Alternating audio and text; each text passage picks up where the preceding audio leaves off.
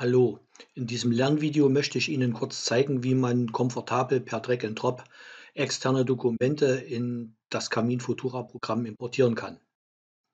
Falls wir im Vollbildmodus arbeiten, verkleinern wir unser Fenster dementsprechend. Auch können wir es dementsprechend noch positionieren. Danach klicken wir mit der linken Maustaste unser externes Dokument an und ziehen es einfach in den Berichtsbereich.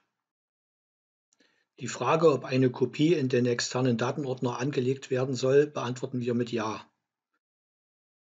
Dadurch wird erreicht, dass dieses Dokument beim Sichern der externen Daten mit erfasst wird.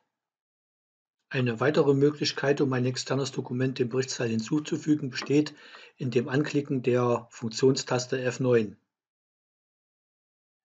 Im Auswahlfenster wählen wir dann unser entsprechendes Dokument aus. Die Frage, ob wir das aktuelle Dokument in das externe Datenverzeichnis kopieren wollen, beantworten wir wiederum mit Ja.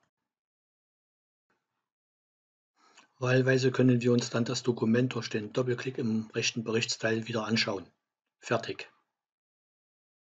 Damit sind wir mit unserem Lernvideo am Ende angelangt und wir wünschen Ihnen bei der Weiterarbeit mit Camin Futura viel Erfolg.